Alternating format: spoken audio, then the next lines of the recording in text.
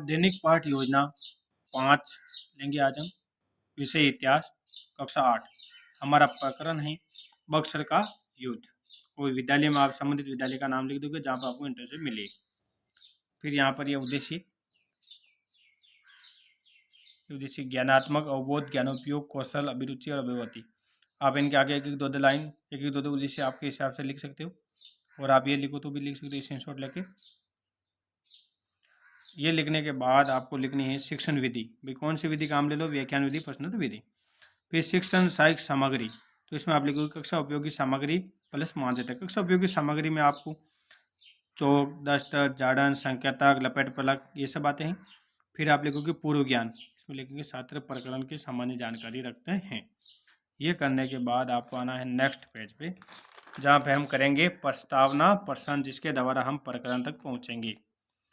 सिराजुद्दौला के बाद बंगाल का नवाब कौन बना? तो बच्चे कहेंगे मीर जाफर। कंपनी ने मीर जाफर को हटाकर फिर बंगाल का नवाब किसे बनाया? बच्चे कहेंगे मीर कासिम को।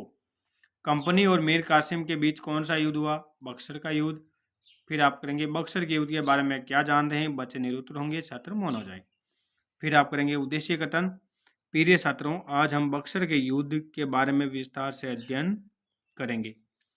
ये करने के बाद आपको आना है प्रस्तुतिकरण, और जिसमें हमारा शिक्षण बिंदु होगा 1 नंबर। और इसमें करोगे आप बक्सर के युद्ध के कारण। पहला शिक्षण बिंदु, प्रश्न पूछोगे विकासात्मक। बक्सर के युद्ध के कारण बताइए। छात्र मौन होंगे तो आप छात्र अध्यापक कथन करेंगे, और उस कथन में आप ये लिखेंगे,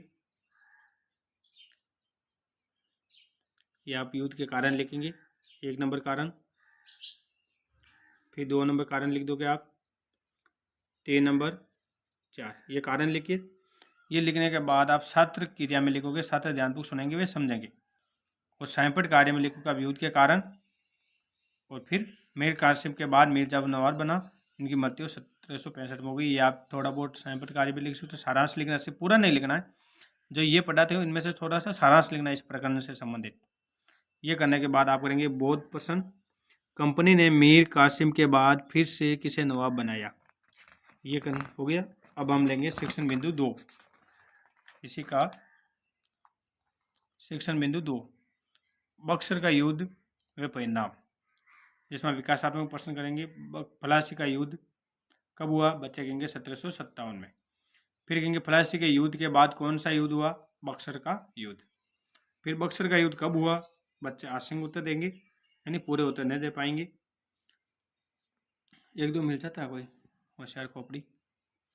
फिर छात्र अध्यापक कथन, जिसमें आप इसके परिणाम लिखोगे। तो लिखो कंपनी का मीर कासिम के मध्य, कंपनी तथा मीर कासिम के मध्य हुआ था। कब हुआ? 1764 में। ये लिखने के बाद आप इसके कारण लिखोगे 3-4। ये छात्र अध्यापक कथन था। और इसी के सामने आप लिखोगे छात्र क्रिया में छात्र ध्यानपूर्वक सुनेंगे तथा समझेंगे। और सैंपट कार्य में आप लिख दोगे परिणाम 1, 2, 3 और 1764 में युद्ध हुआ।